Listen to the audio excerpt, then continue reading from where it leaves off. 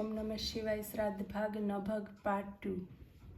પ્રભુ જોડે સંબંધ બાંધવો હશે તો તારે ખૂબ ધીરજ રાખવી પડશે. ઈશ્વર વિમુખ થયેલાઓને ઈશ્વર સન્મુખ કરજે, પરંતુ અધપતિત જીવોને હલકા સમજી તેમની પ્રત્યે ઘણા સેવતો નહીં. ક્ષમા દ્રષ્ટિ રાખજે.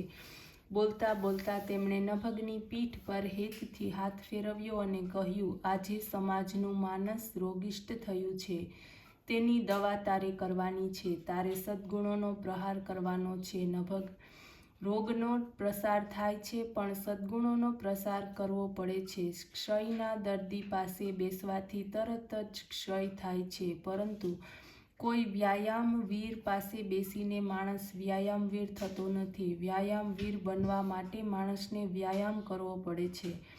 તેવી જ રીતે લોકોના વૈયક્તિક જીવનમાં અને સામાજિક જીવનમાં સદ્ગુણો આવે એ માટે અથાગ પ્રયત્નો કરવા પડે છે. એ જ રીતે પ્રભુ કાર્ય છે. તું સેવક બનીને નહીં, પરંતુ સાધક બનીને પ્રભુ કાર્ય કરજે. એ જ મારી ગુરુ દક્ષિણા છે. નભગ, ગુરુદેવ, આજે આસુરી વૃત્તિ વધી ગઈ છે. તેનો સંહાર કરી સાત્વિક વિચારો પ્રસ્થાપિત કરવા એ ભગીરથ કાર્ય છે. છતાં તમારી આજ્ઞા મુજબ તે જ હું જરૂર કરીશ. ગુરુદેવ, ગુરુ દક્ષિણા આપવાની મારી તીવ્ર ઈચ્છા છે, તેનો તમે સ્વીકાર કરો.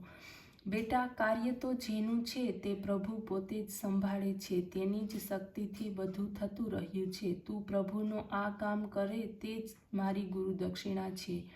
કહેતા કહેતા ગુરુ ઊભા થયા અને નભગને આશીર્વાદ આપી પોતાની પર્ણકુટી તરફ ચાલવા લાગ્યા. નભગ અનિમેષ નેત્રે પણ પર્ણકુટી ભણી જતા ગુરુદેવને જોઈ રહ્યો. ભાવભીને હૃદયથી નભગે તપોવનને 3 વાર નમસ્કાર કરી આશ્રમમાંથી વિદાય લીધી.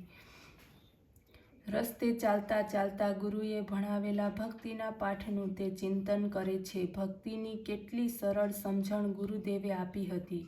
પ્રભુ પાસે ચિત્ત એકાગ્ર કરી બેસવું તે અંતર્ભક્તિ અને પ્રભુના વિચારો ઘેર ઘેર પહોંચાડવા તે બહિર્ભક્તિ. આ 2 પાંખ વગર જીવનનું વિમાન ઉડી ન શકે.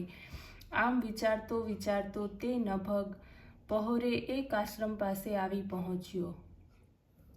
આશ્રમના કુલપતિને પોતાનું નામ, કુળ અને ગુરુદેવનું નામ આપી નભગે અભિવાદન કર્યું. નભગનું નામ સાંભળી કુલપતિનું દિલ આનંદથી નાચી ઉઠ્યું. તેમણે નભગને પ્રેમથી પોતાની પાસે લીધો.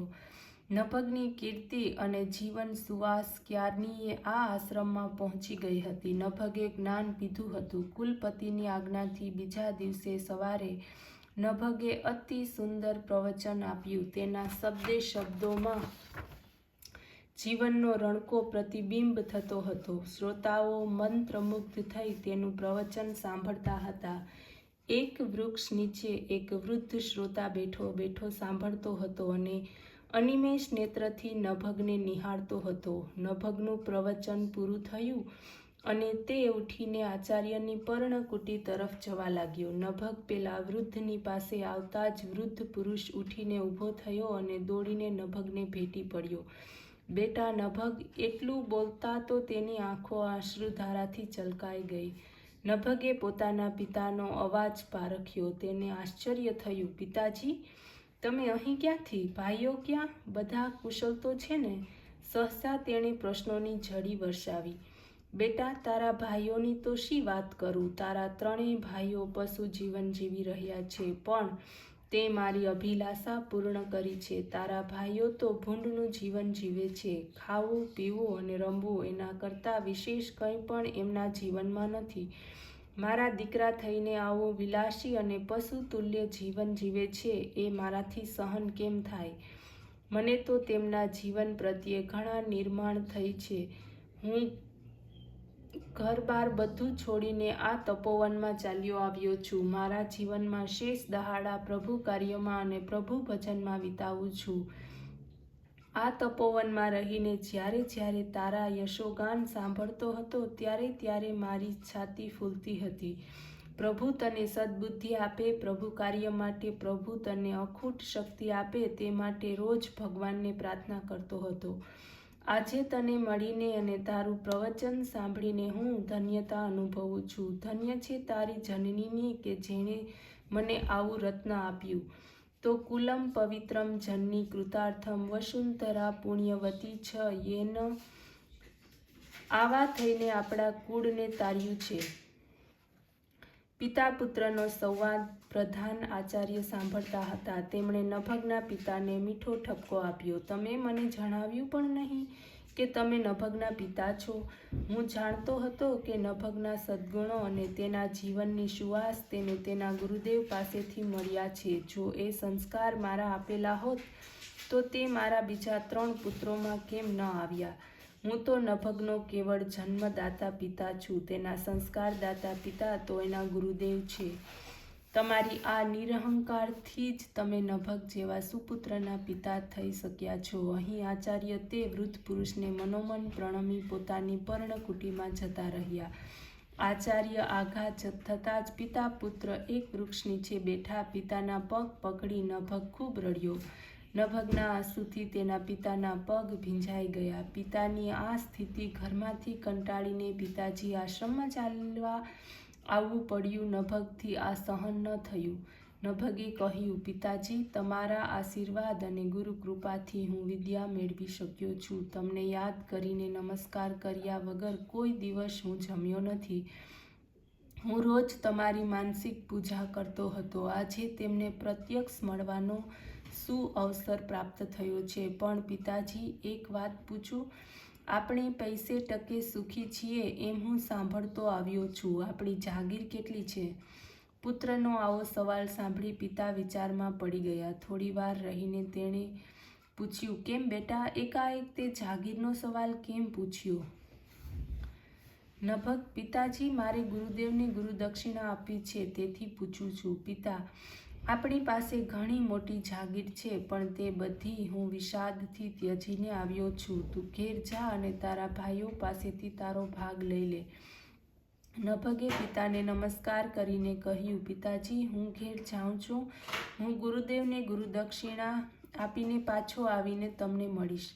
નભગ પોતાના ગામમાં આવ્યો. જૂની સ્મૃતિ તાજી થઈ. એને થયું કે આ જ એ વડનું ઝાડ છે જ્યાં નાનપણમાં અમે 7 તાળી રમતા હતા.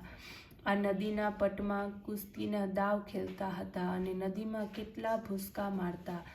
આવી રીતે જૂની સ્મૃતિને પંપાળતો તે ઘેર આવ્યો. ઓહોહો, કોણ? નભગ, કહેતો મોટો ભાઈ ઈશ્વાસુ દોડતો આવીને નભગને ભેટી પડ્યો. પછી પૂછ્યું, કેમ, કુશલ તો છે ને? તું તો હવે ઓળખતો પણ નથી. વાહ ભાઈ, તે તો ભારી કરી. તારી કીર્તિ સાંભળીને અમે બધા ખુશ થયા. ધન્ય છે તને. તું તો આપણા કુટુંબમાં કુલદીપ નીવડ્યો. તું આવી ગયો તે બહુ સારું થયું. આમ કહી ઈશ્વાસુએ કુટુંબના સભ્યો સાથે તેનો પરિચય કરાવ્યો. ત્યારબાદ તેને પ્રેમથી જમાડ્યો. બપોરના સમયે એક ઓરડીમાં નભગ આરામ કરતો હતો અને ભાઈ સાથે પોતાના ભાગની વાતચીત કેવી રીતે કરવી તે વિચારતો હતો. એટલામાં બાજુની ઓરડીમાં તેણે ભાઈ ભાભીને વાર્તો કરતા સાંભળ્યા. ઈશ્વાસુની પત્નીએ કહ્યું, તમે આ નાના ભાઈનો ભાગ પચાવી પાડી લાંબી 16 તાળી સૂતા છો. પણ એ પૂછે તો જવાબ શું આપશો? એ કંઈ પોતાનો ભાગ થોડો જ છોડવાનો છે. ઈશ્વાકુ, અરે, એવા ભાગ માગનારાઓ કેટલાય જોઈ નાખ્યા. એ તો બાવો છે. બાવો, તું જોતો ખરી. એને આમ બનાવી લઈશ એમ કહી ઈશ્વાસુએ ચપટી વગાડી. આ સાંભળીને નભગનું દિલ ચીરાયું. તેને કલ્પના પણ ન હતી કે ભાઈ આટલી હલકી મનોવૃત્તિના હશે. નભગને શી ખબર કે તેના દિલમાં આવું હળાહળ ઝેર ભર્યું હશે. ભાઈએ આવકાર આપતી વખતે મધુટિસ્તથી જીહાએ જેવું રાખ્યું હતું, પરંતુ વર્તનમાં હૃદયે તું હાલાહલમ જેવું હતું. આજે તેને પિતાની વાત સાચી જણાઈ. તેને ભાઈ ભાભી ઉપર તિરસ્કાર આવ્યો. નભગના નમતા પહોરે ઘરના આંગણામાં બધા બેઠા હતા ત્યારે નભગે પોતાની ભાગની વાત છેડી, પરંતુ ઈશ્વાકુએ જવાબ આપ્યો, નભગ, 4 વર્ષ પહેલાં આ જ બધી જમીન જાગીરની વહેંચણી થઈ ગઈ છે. નભગ, તેથી તો હું કહું છું કે તમે મને મારો ભાગ આપી દો. ઈક્ષ્વાકુ: નભગ, તું તો મહાન છે, તત્વવેતા છે અને પૂજ્ય છે. તારી વૈભવ જોઈએ શા માટે? અમે તો રહ્યા શૂદ્ર પારમ સંસારી જીવડા, તેથી આ બધા વૈભવની તો અમને જરૂર છે. બીજા ભાઈએ સમર્થન આપ્યું: ભાઈ નભગ, અમે તારો ભાગ રાખ્યો જ છે ને. આપણા સૌજન્ય મૂર્તિ, પ્રેમ મૂર્તિ ઘરડા બાપા તારે ભાગે આવે છે, તેમને તું લઈ જા. નભગ સમજી ગયો કે બંને ભાઈઓ મને છેતરીને પિતાની બધી જાગીર પચાવી પાડ્યા છે. તેણે મનમાં વિચાર કર્યો, મારે તો જાગીરની જરૂર નથી, પરંતુ ગુરુજીને દક્ષિણા શું આપીશ? તે મૂંઝાયો. ડૂબતો માણસ તણખલાને બાજે તેમ તે ભાભી તરફ વળ્યો અને કહ્યું, ભાભી, આ ઘરમાં તમે મોટા છો, તેથી મારી બાને સ્થાને છો. ભાઈઓએ ભાગ પાડ્યા ત્યારે તમે તો હાજર હતા ને? તે પછી તમે વચ્ચે પડી મારો ભાગ બાજુએ કેમ ન રખાવ્યો?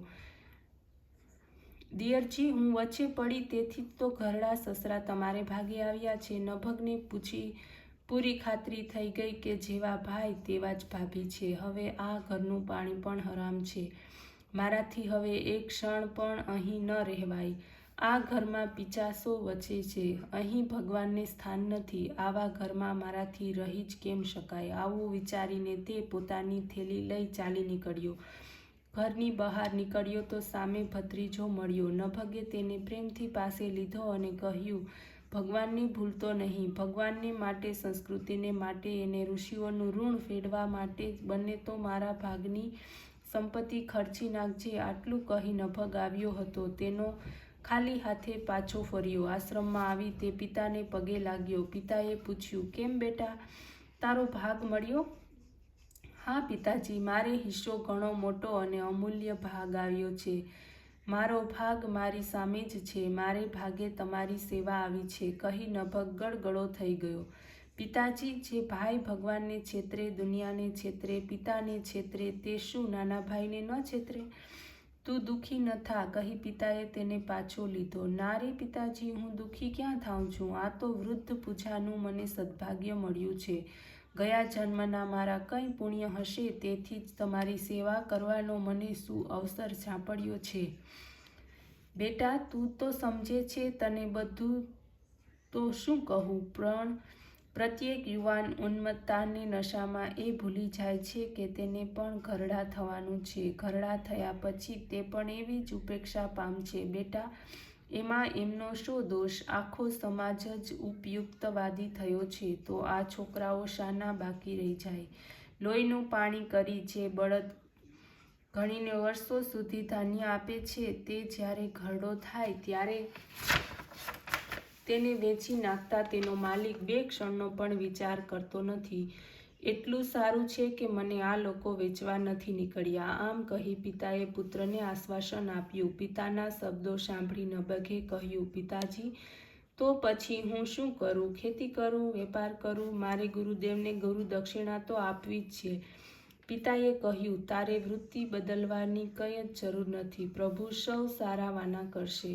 ફરતા ફરતા પિતા પુત્ર એક નદી કિનારે આવ્યા. તેમણે જોયું કે નદી કાંઠે લોકોની ભીડ જામી છે. સામેથી એક બ્રાહ્મણ આવતો હતો. તેને નભગના પિતાએ પૂછ્યું, ભાઈ, આજે અહીં આટલા બધા બ્રાહ્મણોની ભીડ કેમ છે અને તમે આમ ઉતાવળિયા ક્યાં જાઓ છો? બ્રાહ્મણે કહ્યું, રાજાએ આ નદી કિનારે એક યજ્ઞ શરૂ કર્યો છે, પરંતુ ખબર પડી કે કેમ બરોબર છઠ્ઠે દિવસે યજ્ઞના મંત્રોચ્ચારમાં કંઈક ફરક થઈ જાય છે અને યજ્ઞ અધૂરો રહે છે. રાજા પણ યજ્ઞ પૂરો કરવાની હઠ પકડી બેઠો છે, તેથી યજ્ઞ પૂરો કરાવી આપે તેવા કોઈ વિદ્વાન બ્રાહ્મણની શોધ કરવા જાઉં છું. વૃદ્ધ પિતાએ નભગને કહ્યું, બેટા, ગુરુ દક્ષિણા આપવાની તારી મનોકામના પૂરી કરવા આ બ્રાહ્મણને ભગવાને જ મોકલ્યો છે. આવી સુંદર તક સાંપડી છે, તે તું ઝડપી લે. પિતાની આજ્ઞાથી નભગે યજ્ઞ પૂરો કરાવ્યો. રાજાએ અતિ પ્રસન્ન થઈ તેને અઢળક સંપત્તિ દક્ષિણામાં આપી. જે દ્રવ્ય મળ્યું તે બધું ગુરુચરણે ધરી નભગે પોતાની મનોકામના પૂરી કરી અને પોતાનું સમગ્ર જીવન ઈશ્વરના ચરણે ધરી દીધું. ગુરુ ભક્તિ, પિતૃ ભક્તિ અને શિવ ભક્તિ કરી નભગે પોતાનું જીવન દૈવી બનાવ્યું. નભગની એ પિતૃનિષ્ઠા, ગુરુનિષ્ઠા અને ઈશ્વરનિષ્ઠાને સતત પ્રણામ. ઓમ નમઃ શિવાય.